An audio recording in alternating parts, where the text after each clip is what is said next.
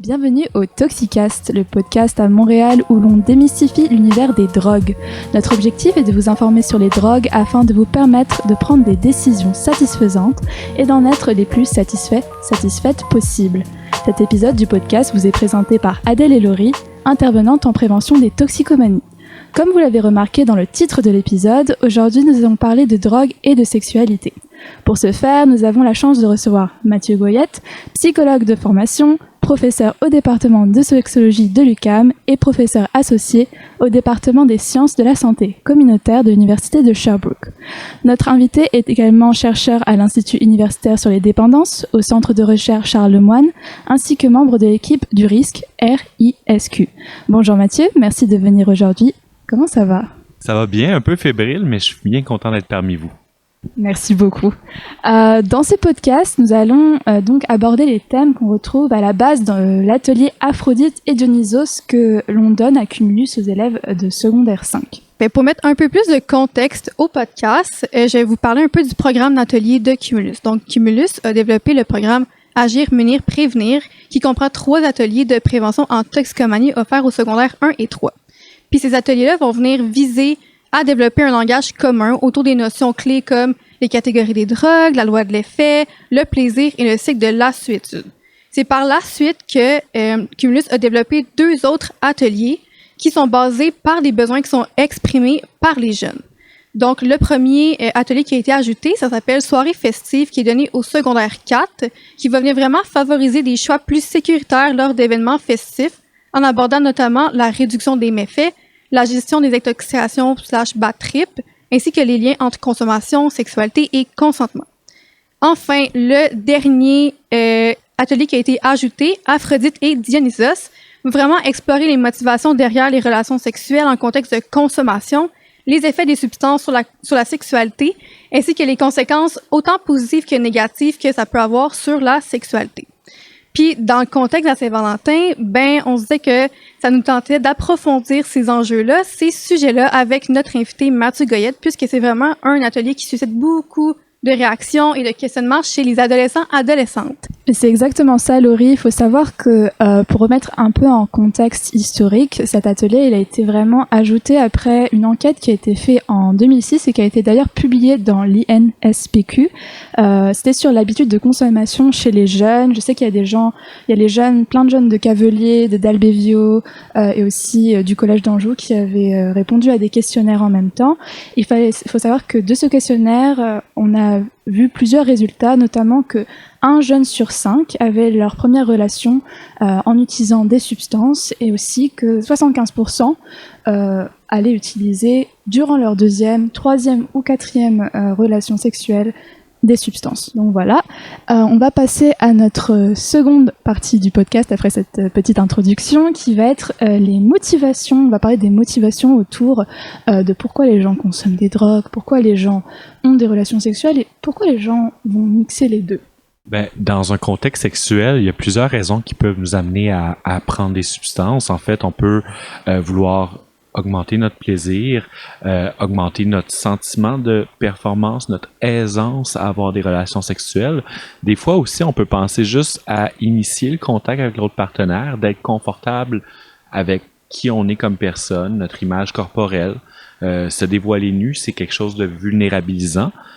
Puis le faire sous l'influence de substances, ça peut être quelque chose de facilitant.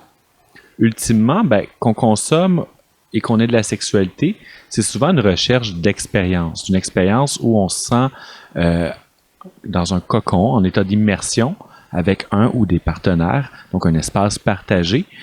Puis à la fois, les substances et la sexualité vont moduler en fait cet aspect-là. Donc on souhaite des fois être pas trop dans l'état d'excitation, le moment présent, pour pouvoir être connecté avec ton partenaire, puis pas trop être conscient de notre corps, de notre excitation, des fois pour la réduire, ou encore se protéger un peu de tout ce qui est du quotidien. Du stress qu'on a par rapport à l'école, par rapport à nos amis, nos parents, des obligations qu'on a à faire. Donc, ça nous permet à la fois de vivre une expérience, un moment présent, partagé avec l'autre, dans un état où on est en contact avec nous-mêmes, mais pas trop, donc juste assez. Donc, ça vient moduler cette expérience-là. Ben merci pour cette belle réponse. Je vais te relancer avec la question, est-ce que c'est des pratiques qui sont fréquentes chez les jeunes selon vous? Ben, en fait, il n'y a pas tant d'études populationnelles qui vont s'intéresser toujours à la juxtaposition des deux expériences en tant que telles. Il y en a quelques-unes qui sont assez éloquentes. Vous en avez parlé un peu plus tôt, mais dans une étude qui a été menée au Québec auprès de jeunes adultes de 17 à 25-30 ans, si on demandait aux personnes, ben, dans votre dernière relation sexuelle, est-ce que vous aviez consommé dans les 2 dernières heures, ben, 17% des personnes avaient dit, ben oui, j'avais consommé de l'alcool, et 9% d'autres drogues, principalement le cannabis. Donc, ça évoque un peu, puis on peut le penser, hein, dans une soirée amoureuse, dans un bar, dans une situation où on vise à rencontrer quelqu'un ou juste avoir des relations sexuelles avec un partenaire, comment les substances sont présentes dans nos vies et viennent agrémenter ou compléter des expériences au niveau de nos relations sexuelles. Merci beaucoup pour cette réponse. Il faut savoir aussi que la recherche, c'est vraiment, vraiment bien. C'est vrai qu'on parle quand même de sujets qui sont très tabous. La consommation de substances, les relations sexuelles. J'imagine que, bon, déjà, on a des réponses qui est très bien, mais pourrions-nous penser, par exemple, que vu que ce sont des sujets tabous, que les gens, parce qu'il y a des biais, surtout dans des questionnaires, vont peut-être un peu mentir sur le sujet. Donc, est-ce qu'on pourrait penser qu'au niveau de l'aspect fréquence, qu'il y a en fait beaucoup plus de gens qui consomment que ce qu'on le pourrait le penser? C'est une question comme ça. Ben, probablement pour l'alcool qui est omniprésent dans notre société, qui est très lié à des rituels de rencontres amoureuses, de célébration avec notre partenaire, de moments intimes. On peut penser que c'est probablement plus présent. Là, on a dit dans la dernière relation sexuelle, mais dans le fond, ça s'inscrit probablement dans différents rituels de vie à différents moments, qu'on soit jeune ou moins jeune, dans différentes situations. Pour ce qui est des autres substances, ben, on peut penser aussi que pour nos personnes qui consomment régulièrement, du cannabis ou d'autres drogues, veut pas, si ça fait partie de notre quotidien, de notre journée, juste pour décompresser, puis c'est un peu ce qu'on a vu dans une étude, si on fume le soir pour, par exemple, juste relaxer, puis on a des relations sexuelles le soir, les deux vont se juxtaposer de façon relativement naturelle pour les personnes. Donc, des fois, c'est juste par omission. Sans y penser, les personnes peuvent ne pas y répondre, mais il y a également peut-être des stigmas, des biais, des jugements qui peuvent amener certaines personnes à avoir des craintes de répondre ouvertement à ces questions-là.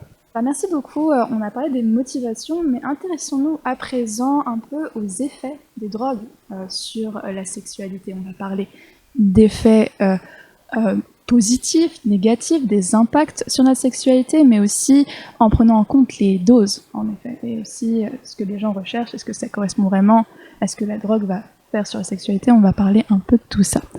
Donc, moi, je vous pose cette question, Laurie, Mathieu.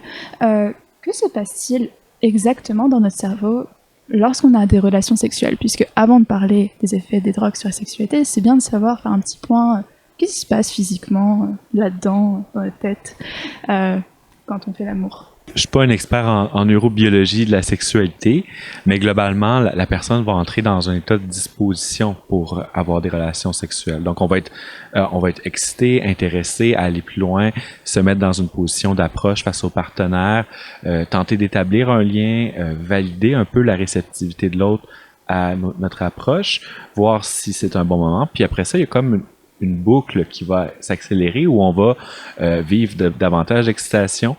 Et progressivement, en fait, si on y pense bien, oui, notre corps s'active, on est dans une situation de plaisir, puis on est aussi dans une situation où notre champ attentionnel vient comme se concentrer sur le moment présent.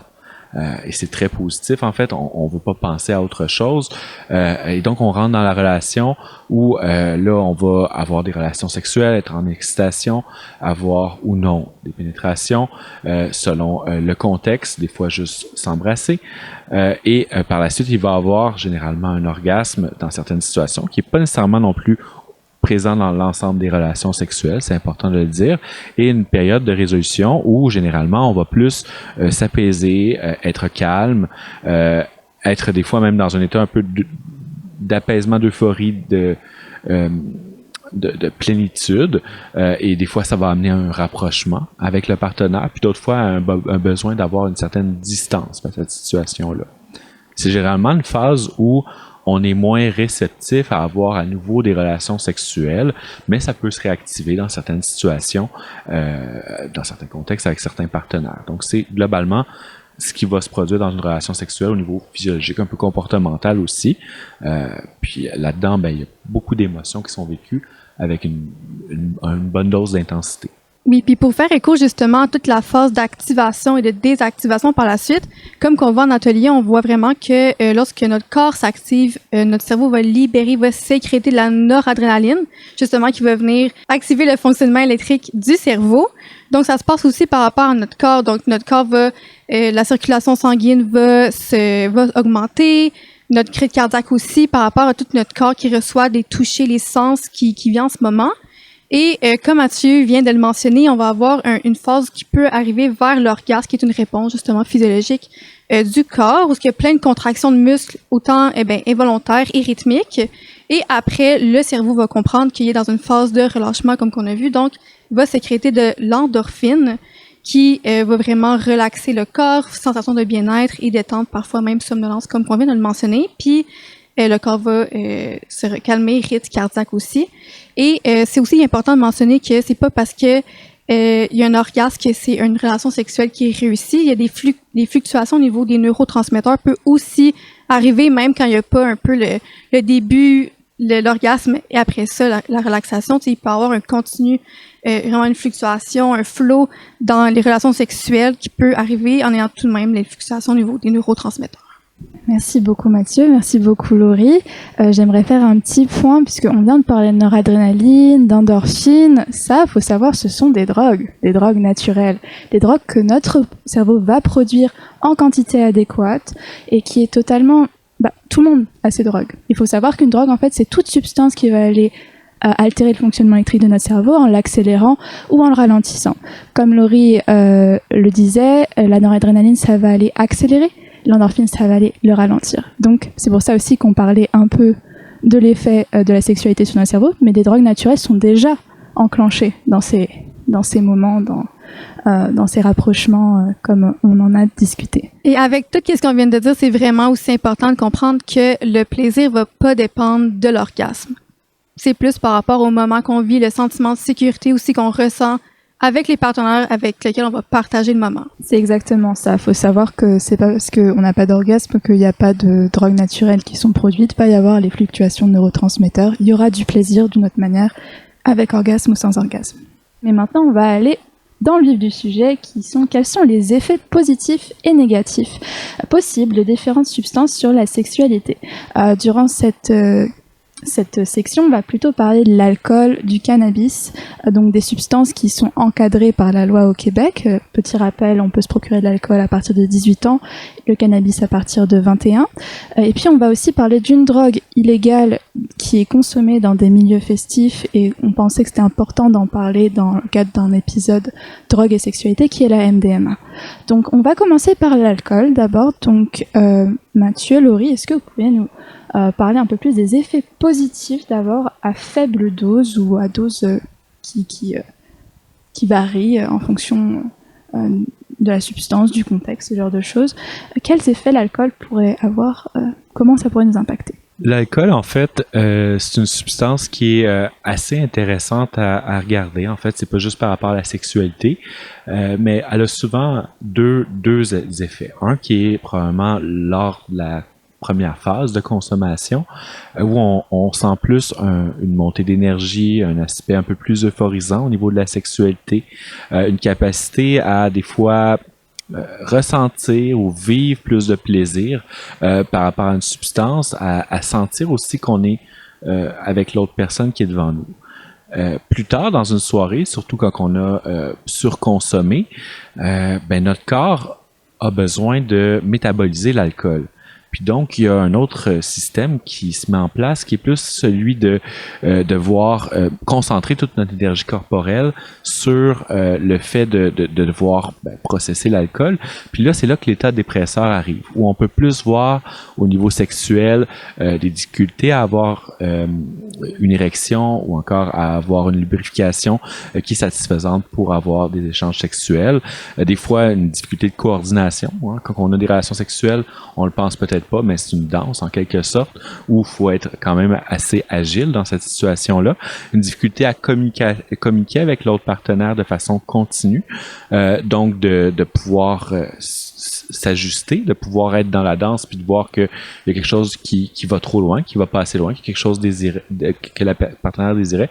Et là, on a comme l'effet un peu plus négatif de l'alcool qui va venir embarquer. En fait, c'est pour toutes les drogues, mais l'alcool est vraiment un peu plus divisé en deux phases très claires pour pouvoir avoir ces effets-là. Ces effets-là vont avoir un effet sur la sexualité. Elle varie généralement beaucoup d'une personne à l'autre, selon aussi le contexte dans lequel on est, et on va le vivre vraiment différemment dans différentes situations. Et parfois, les personnes, ce qu'ils vont nous rapporter, c'est dans une même soirée, je peux avoir des effets à la fois positifs et négatifs, des fois en même temps. Des fois aussi, ça me préoccupe. Par exemple, si je ne suis pas en mesure d'avoir une érection alors que je souhaiterais en avoir une pour avoir une relation sexuelle, et ça va nous amener des fois à vivre des effets qui sont un peu négatifs d'une personne à l'autre, mais ça va changer en quelque sorte. Donc, c'est important de bien se connaître par rapport à l'effet que l'alcool a, puis l'effet aussi comment on souhaite vivre notre sexualité par rapport à l'alcool. Je pense que c'est aussi important de mentionner que, un peu comme Mathieu l'a mentionné, faible dose élevée, ça peut vraiment différer d'une personne à l'autre en cause de la loi de l'effet, justement, vu que l'expérience de consommation va être unique d'une personne à l'autre, d'un contexte à l'autre, puis d'une substance à l'autre, surtout si on est habitué de prendre une substance ou non. Et aussi en lien avec tout ce qui est les étapes des dépresseurs. Comme Mathieu l'a mentionné, tu sais, quand on réfère au début, la première phase, mettons, de la consommation d'alcool, ça va être la paralysie d'une sonde du cerveau, puis ça va être là ce qui va avoir toute la désinhibition, donc moins de gêne, avoir moins d'importance accordée à l'image des autres, le regard des autres, et où ce qu'on parle aussi de tout ce qui est fonctions sexuelles qui sont plus touchées, qui sont plus affectées, ben ça va être l'étape 2 qui est surtout le sommeil. Donc c'est là que toute la lubrification va être mais va être plus difficile justement parce que le corps est occupé à métaboliser la substance qui est à l'intérieur de nous en ce moment. Et aussi en lien avec l'étape 2 des dépresseurs qui est le sommeil, ben tous nos sens vont être ralentis, nos organes aussi, donc l'excitation au niveau physiologique peut aussi être plus lente, donc ce qui va influencer d'atteindre un orgasme ou pas et tout ce qui est lubrification once again. Et faut pas oublier que le cerveau c'est le plus grand organe sexuel de notre corps, donc si justement on prend une substance puis qu'on a une altération du jugement ou qu'on n'est pas toute conscience de notre corps, ben ça peut aussi toucher tout ce qui est notre cerveau, qui est l'organe sexuel le plus important de notre corps. Merci beaucoup, Laurie. Oui, ça donne plus de clés à comprendre en fonction des doses comment ça agit. Maintenant, j'aimerais bien qu'on passe plus, qu'on se focus sur la substance du cannabis. Donc là, on vient de parler d'un dépresseur, l'alcool. On rappelle, il y a 3 types de drogues artificielles. On a parlé des drogues naturelles tantôt. Les drogues artificielles, ça va être vraiment tout ce qui est fabriqué en laboratoire, qu'on va trouver à l'extérieur, qu'on va trouver dans la nature, comme le cannabis d'ailleurs, et que l'on va consommer. Et cette fois-ci, ils vont aller imiter la noradrénaline, vont aller imiter l'endorphine, nos drogues naturelles. Mais le cerveau ne va plus avoir de contrôle là-dessus. Et là, tu viens de dire, le cerveau, c'est quand même l'organe le plus important au niveau de la sexualité. Donc, of course, qu'il va y avoir un effet en prenant des substances. Donc là, on va parler plus du cannabis. Donc, l'alcool, qui était un dépresseur, va imiter l'endorphine, donc on va aller décélérer, ralentir le fonctionnement électrique du cerveau. Maintenant, le cannabis, ça fait partie des perturbateurs. Les perturbateurs, ils ont cette qualité un peu à eux, disons, qui est qu'ils vont aller et accélérer et ou décélérer et ralentir le fonctionnement électrique du cerveau. Par exemple, le rythme cardiaque va s'accélérer, tandis que la digestion va ralentir. Pourquoi est-ce que les gens utilisent le cannabis? Quel effet positif recherchent-ils? Quel effet négatif et effet positif peuvent-ils avoir au-delà de la recherche? Donc, je vous redonne le micro, Mathieu. Le cannabis, en fait, va avoir des effets qui vont être modulés encore par le type de substance consommée puis le contexte. On peut penser à la teneur en THC qui va plus être quelque chose qui va nous activer, qui va nous stimuler. Mais globalement, l'effet va être davantage l'idée de pouvoir se détacher, de pouvoir relaxer, de pouvoir être avec l'autre personne dans une étape qui est un peu plus lente par rapport aux relations sexuelles. Puis donc, pour certaines personnes, cet aspect de lenteur-là ou de connexion ou d'effet euphorisant va permettre en quelque sorte de mieux vivre la relation sexuelle, de se détacher ou de mieux vivre avec son corps, de mieux vivre aussi avec, de ressentir davantage aussi de sensations physiques, les touchés qui vont être un peu plus profonds. En même temps, d'un autre côté, quand on consomme du cannabis, généralement en le fumant, ça amène aussi des difficultés au niveau salivaire. Donc, des fois, de s'embrasser, d'avoir des échanges bucco-génitales, ça va amener aussi une certaine difficulté à l'explorer ou à le vivre de la façon dont on le souhaite. C'est un des éléments qui a été davantage rapporté. Tous les mêmes effets qu'on retrouve dans le cannabis peuvent aussi se retrouver dans une relation sexuelle, que ce soit l'anxiété, les bad trips qui sont liés à la consommation de cannabis en relativement forte dose, des fois le sentiment d'affaissement puis d'être pas disposé à tout simplement avoir une relation sexuelle. Encore une fois, ça varie grandement d'une personne à l'autre. Donc c'est très difficile de mettre le doigt là-dessus, mais pour les personnes qui souhaitent être enveloppés, vivre une relation sexuelle qui est un peu plus lente, l'effet va être quelque chose de positif dans leur façon de vivre leur consommation de cannabis lors de contextes sexuels. Merci beaucoup. Intéressons-nous maintenant, chers auditeurs, aux doses élevées que l'on peut prendre de cannabis. Quel effet peut-on avoir si on prend de grosses doses élevées, mais aussi à long terme? Est-ce qu'il y a des effets à long terme? Qu'est-ce qui est observé quand une personne décide de consommer du cannabis, surtout à long terme, à dose élevée? C'est que les consommateuristes vont vraiment parler d'une diminution du désir à long terme. Je vais te lancer, Mathieu. C'est quoi la raison qu'à long terme, il y a une diminution du désir des personnes qui vont utiliser le cannabis dans la sexualité? Il n'y a pas tant d'explications par rapport à ces aspects-là. Des fois, on peut penser à des changements vraiment à long terme pour une consommation régulière du niveau de testostérone, qui est quand même une hormone qui est liée globalement au désir sexuel. Des fois aussi, quand notre vie tourne autour de la consommation de cannabis ou est hautement structurée, toutes les autres sphères de vie, dont la sexualité, devient moins investie pour certaines personnes. Donc, l'idée de vivre ce plaisir-là va être juste mis sur pause pendant un certain temps. C'est rare qu'on voit des effets chroniques à long terme qui vont s'installer. Oui, dans certains cas aussi, en lien au fait de fumer des substances, on a tout aussi le système cardiovasculaire et pulmonaire qui sont affectés pour avoir une réponse sexuelle pleine et entière. Notre système, comme on l'a mentionné, est fortement mobilisé au niveau de l'activation, que ce soit au niveau du système vasculaire ou encore de l'énergie qu'on va devoir dépenser. Donc, ce sont des aspects qui peuvent venir avoir une influence sur notre réponse sexuelle, notre désir d'avoir des relations sexuelles et jusqu'à un certain point, la satisfaction qu'on va vivre par rapport à différentes relations sexuelles. Merci à tous les deux. Si c'est OK avec vous, on va centrer sur la MDMA maintenant. Donc, qu'est-ce que la MDMA? Il y a pas mal de choses qui tournent autour de la MDMA parce que c'est aussi une drogue illégale qui est associée, comme je disais tantôt, à la consommation au milieu festif. On parle aussi parfois de drogue sexuelle à tort ou à raison. Après, je vais vous laisser le micro, vous allez pouvoir en parler un peu plus là-dessus. À faible dose, à dose élevée, quels seront les effets différents? À quoi on peut s'attendre si c'est de la MDMA pure, disons, parce qu'on sait que les drogues illégales, quand c'est pas contrôlé, on peut pas vraiment savoir ce qu'il y a dedans non plus. Mais si c'est vraiment de la MDMA, à quoi on peut s'attendre? En fait, plus une drogue, en fait, vous l'avez nommé, la MDMA est illégale, donc est rarement étudiée quant à ses effets, puis particulièrement liée à la sexualité.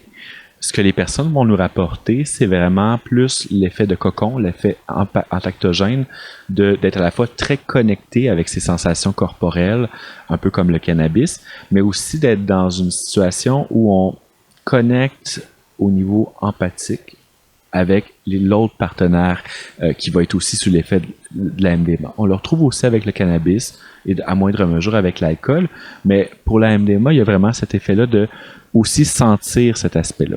La lenteur, les sensations physiques qui vont être exacerbées, des fois aussi une certaine montée du désir sexuel ou de la disposition tout simplement à avoir de la sexualité va être aussi présente dans la consommation de MDMA. C'est une substance que certains jeunes consomment et moins jeunes dans des contextes sexuels, mais généralement elle est un peu plus ritualisée, faite entre personnes qui vont déjà s'être entendues sur la façon dont elles vont vivre, alors que pour l'alcool, ben on la retrouve dans différents contextes, donc souvent elle n'est pas nécessairement toujours intentionnellement mise en place dans un contexte sexuel. Et souvent, c'est un peu l'aspect qui va changer par rapport à ce mode de consommation-là et de sexualité-là qui va l'accompagner. Maintenant, quand il va dans les effets négatifs, donc les doses élevées à long terme, ben les risques qui sont rapportés, c'est vraiment qu'il y a une longue récupération, donc 24 à 72 heures avec un état de type dépressif, donc à cause d'une baisse de la sérotonine qui est plus au niveau intense, et aussi un risque de désensibilisation à long terme au niveau de la consommation, donc moins un effet positif, devoir plus aussi consommer pour ressentir la même chose. Il y a aussi un risque de dépendance au mélange car moins de sensations sans la drogue justement au niveau de la sexualité. Merci beaucoup. On va entrer dans la dernière partie de ce podcast. On va parler des mythes et réalités. Donc, notre premier mythe ou réalité, Mathieu, est-ce que la MDMA augmente le désir sexuel? C'est encore une fois une question qui est un peu complexe parce que l'effet d'une drogue va dépendre du contexte de l'individu, mais aussi des attentes préétablies qu'on a par rapport à une substance. Donc, pour certains, l'idée que de consommer de la MDMA va augmenter le désir juste par un effet placebo. Juste en y croyant, on va sentir cet effet-là. Donc, quand on parle d'études que les personnes vont nous rapporter, c'est difficile de distinguer l'effet réel de cet effet un peu plus lié à nos attentes, qui est tout à fait légitime dans ces études-là. Certains vont dire oui, ça augmente mon désir, puis pour d'autres, c'est un peu plus la réceptivité globale que plutôt de l'envie d'avoir des relations sexuelles en tant que telles. Donc, c'est comme si on était juste dans un état plus disposé qu'on l'aurait été si on n'avait pas consommé au préalable. C'est vraiment intéressant le point que tu amènes au niveau de l'influence, parce que c'est souvent, les jeunes, ils vont penser que justement, ecstasy, MDMA, ça égale à excitation sexuelle, puis juste par le fait qu'ils entendent ça, ils ont les attentes aussi que cette drogue-là, la MDMA, va amener une augmentation au niveau de la sexualité, mais comme tu l'as mentionné aussi, c'est beaucoup plus par rapport au toucher aussi, d'être disposé à écouter l'autre, à être présent pour l'autre au niveau de l'empathie. Donc, en effet. Merci beaucoup à nouveau. On en apprend beaucoup avec vous aujourd'hui.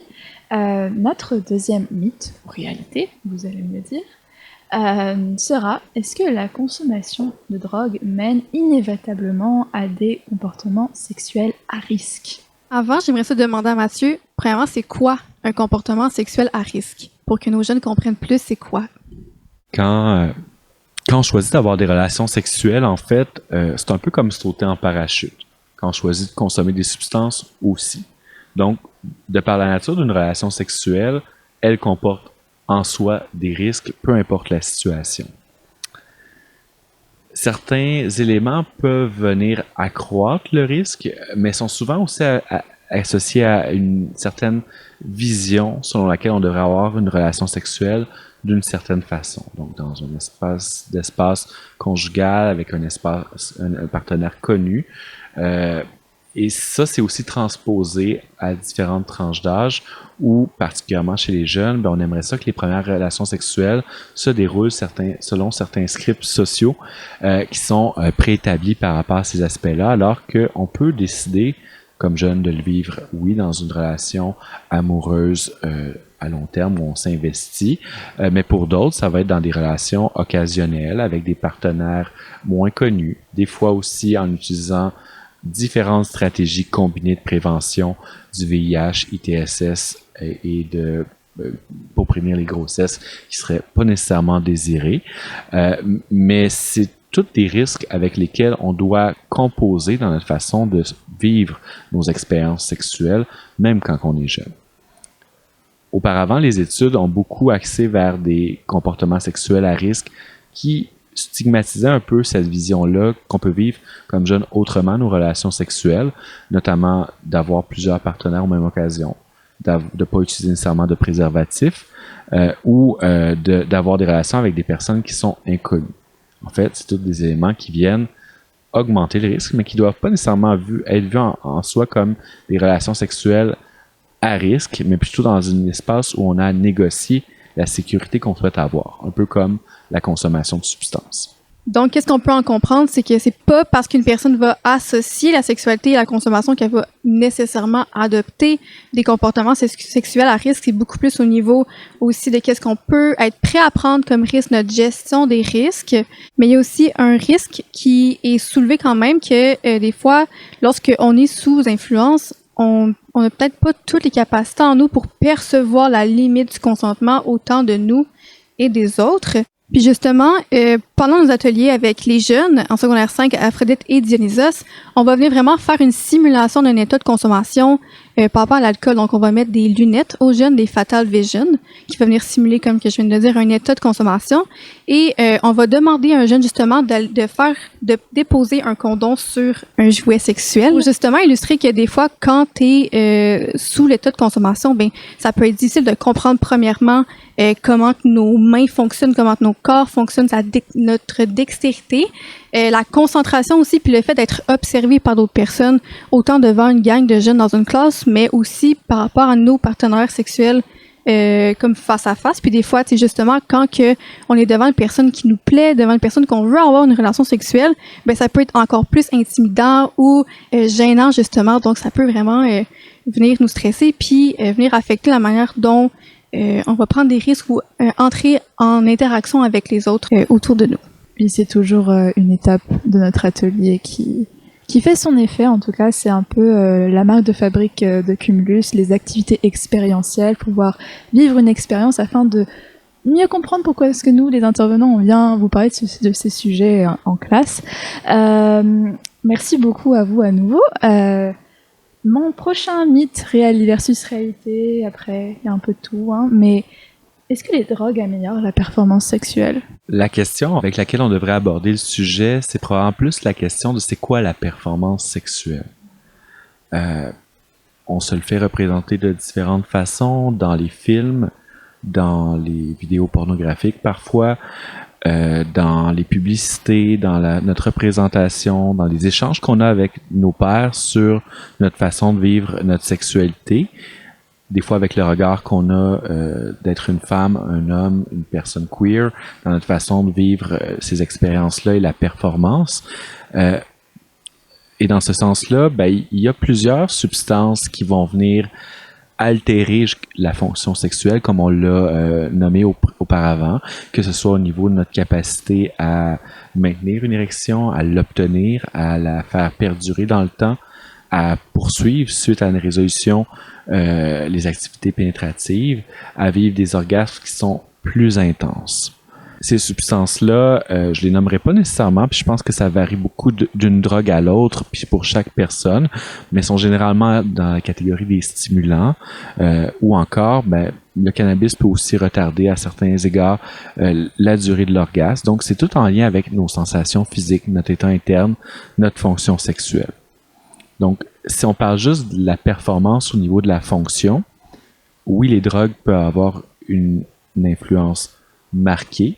Si on réfléchit la notion de performance plus dans une notion de mutualité des plaisirs, de satisfaction sexuelle, ben peut-être que les substances ont moins leur place dans le jeu ou dans notre vision qu'on devrait avoir de ce qui devrait nous faire vivre une expérience pleine et entière au niveau de la sexualité qu'on souhaite vivre. Donc, des fois, c'est en lien à la performance, puis des fois, c'est lié à nos attentes ou aux attentes du ou des partenaires par rapport au regard qu'elles ont sur la performance qu'on devrait avoir au niveau de la sexualité. Fait que ça amène une réflexion qui est un peu plus large que uniquement l'idée d'avoir une performance dans notre représentation qu'on a de ce qu'elle devrait être. Merci beaucoup, Mathieu. Non, c'est bien de rappeler que par nos sociétés, par nos systèmes, on a une éducation. C'est important de redéfinir ce que c'est qu'une performance et sous quelle... J'aime bien le fait que tu as mentionné que en fonction de si on est un homme, une femme, une personne queer, non-binaire, on n'a pas les mêmes schémas.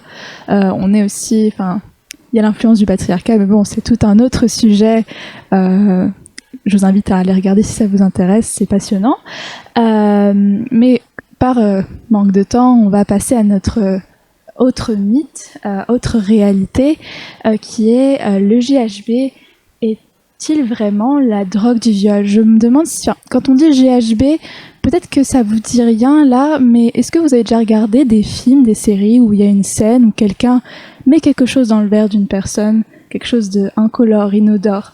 Moi, je me rappelle quand j'étais un peu plus jeune, il y avait Riverdale, il y avait une scène comme ça, où il y avait un autre film qui s'appelle Kingsman, qui est un film du Royaume-Uni, où il y a des scènes où des gens mettent des choses dans les verres des autres. Mais est-ce que c'est ce GHB, est-ce que le GHB est vraiment la drogue du viol?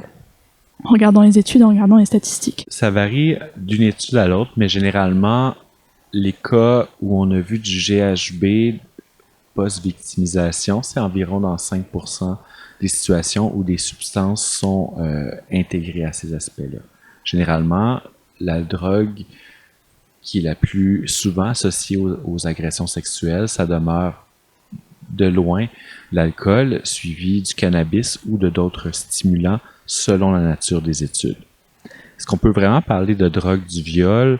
En fait, la drogue va être liée à l'idée d'intoxiquer involontairement une personne contre son gré, puis c'est peut-être l'aspect qui fait le plus peur, alors que pour les autres substances, elle est souvent prise volontairement, parfois sous pression, mais quand même dans un contexte social où on sent qu'on a un certain contrôle, et l'aspect du GHB peut faire peur. Un des questionnements qu'on a, c'est souvent que le GHB va avoir quand même un impact important lorsqu'il est combiné avec l'alcool au niveau des symptômes dissociatifs, de l'amnésie que ça va générer, de la difficulté à contrôler. Donc, il y a quelque chose qui fait peur en tant que tel, mais en même temps, l'attention qu'on y porte par rapport à celle qu'on devrait peut-être porter sur les autres substances, notamment l'alcool, envoie peut-être un faux message, au sens où il faut s'en préoccuper, mais il faut garder en tête que l'alcool demeure omniprésent dans la société, très lié au contexte sexuel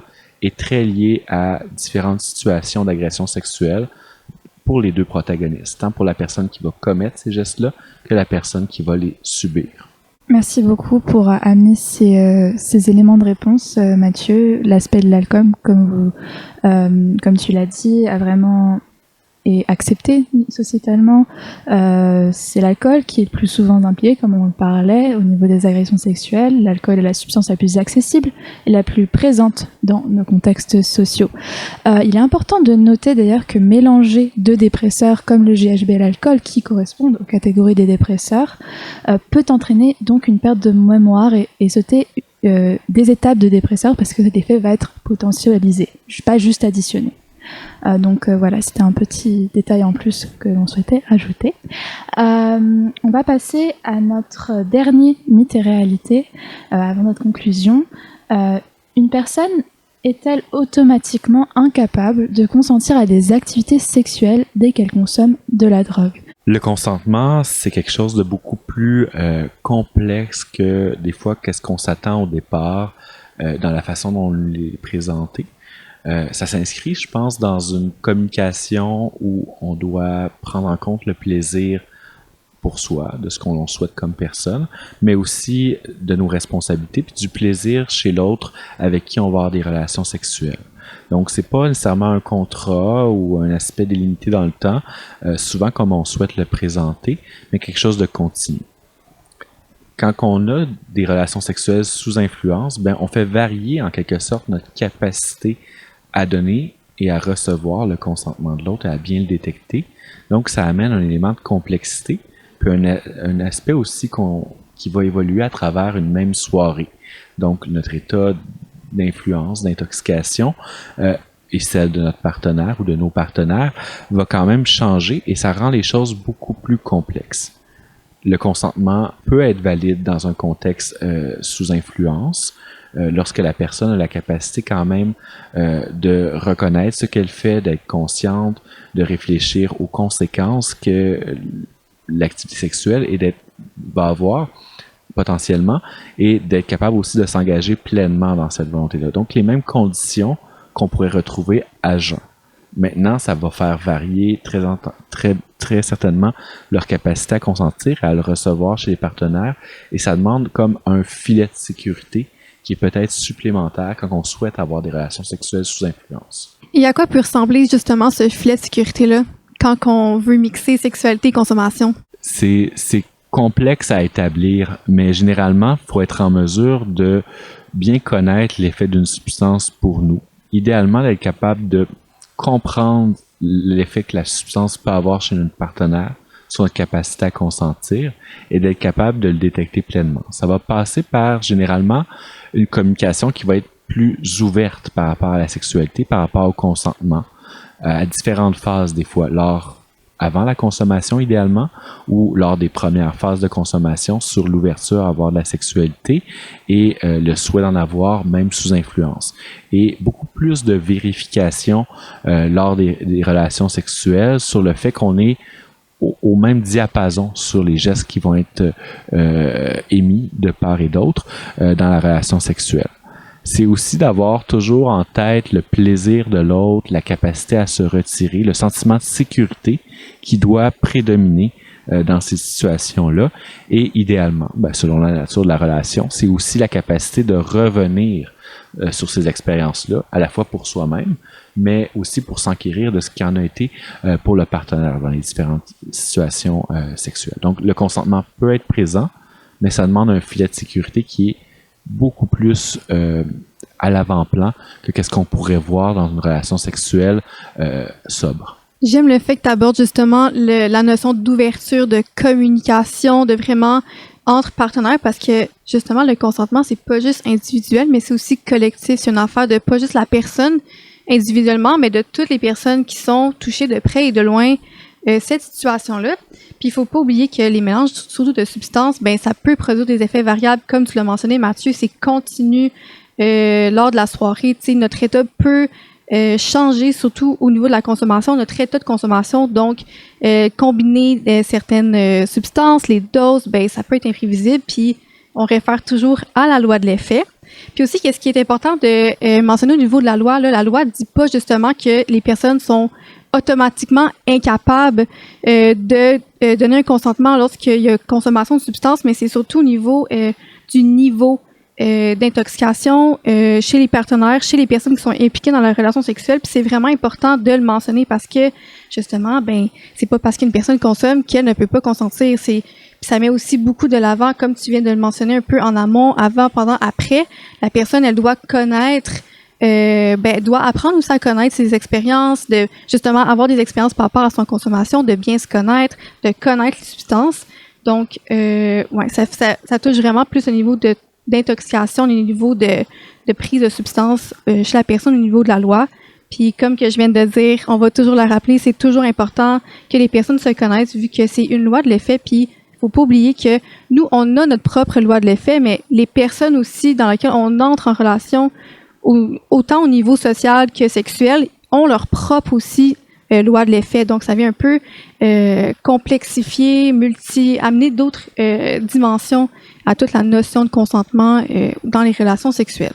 Exactement. Notre chère loi de l'effet qu'on revoit à chaque fois en atelier.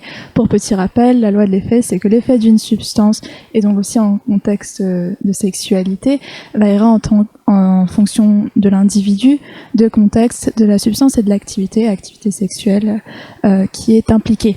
Merci beaucoup. On vient au terme de ce podcast. Avant de nous quitter, on va un peu revenir sur les différentes notions qu'on a vues jusqu'alors. Donc, petit rappel, on a d'abord vu un peu tout ce qui était les motivations derrière la recherche de consommation en contexte de sexualité.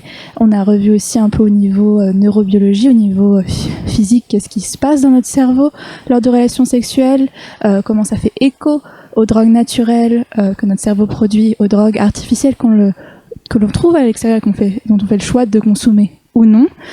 Puis on a vu les effets positifs et négatifs en fonction des doses de l'alcool, du cannabis, de la MDMA. Puis on vient de faire nos mythes et réalités. Je vous invite à replay le podcast si vous voulez à nouveau vous plonger dans un certain sujet. Notre invité nous a donné beaucoup d'éléments de réponses pertinents et Laurie aussi, merci à toi d'amener tes connaissances. En conclusion, on va avoir une question de fermeture. C'est la suivante. Si une personne fait le choix d'avoir de la sexualité sous l'influence de substances, quelles sont les différentes choses à envisager? Donc t'en parlais, Laurie, tantôt. Avant, pendant et après l'expérience, comment est-ce qu'on peut... parce que c'est vrai que pour limiter les risques, enfin pour ne pas avoir de risque du tout, le seul choix c'est de rien faire. Mais après, des personnes font le choix de prendre ce risque, d'avoir une sexualité, de consommer, de faire les deux. À quoi on pourrait penser pour avoir un peu plus de contrôle? Je pense que si on choisit d'avoir des relations sexuelles sous influence, un des éléments qu'il faut avoir en tête, c'est une bonne connaissance de soi, des effets des substances de façon générale, de sa sexualité et de ce qu'on désire vivre comme type d'expérience sexuelle.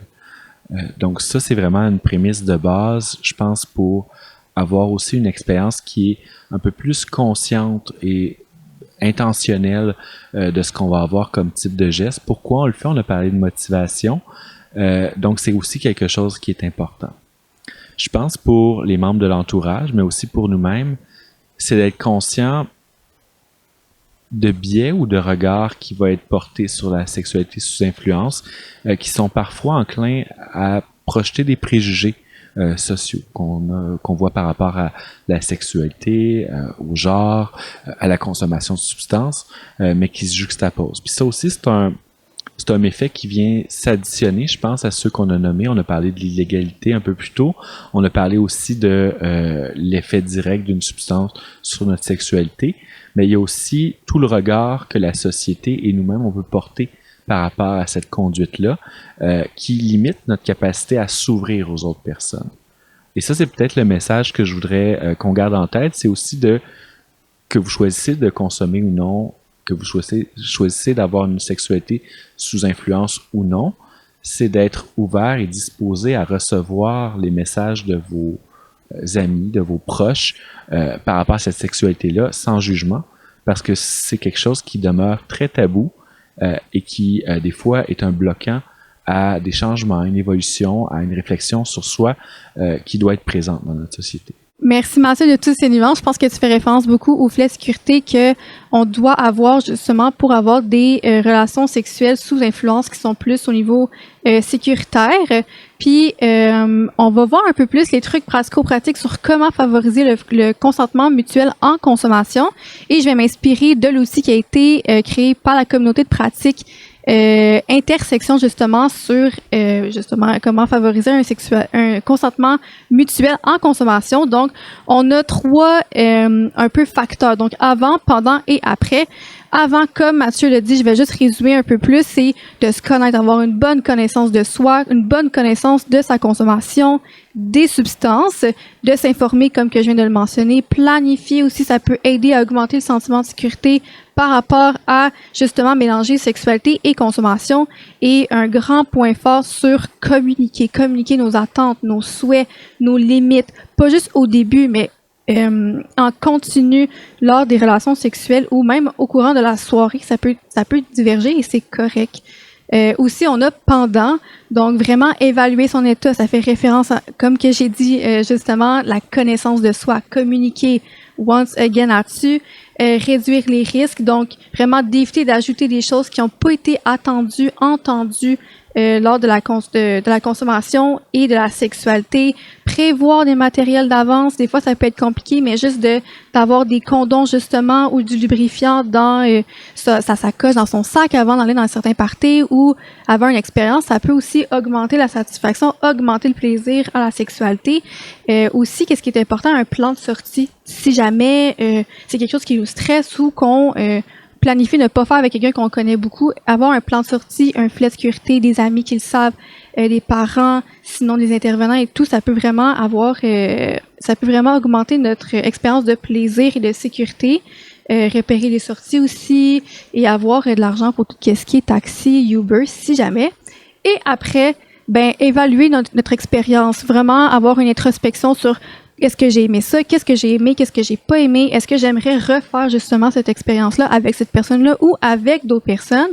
On peut aussi communiquer avec la personne qu'on a eue cette relation sexuelle-là pour voir comment elle se sent, un peu un débrief général et surtout de prendre soin de soi.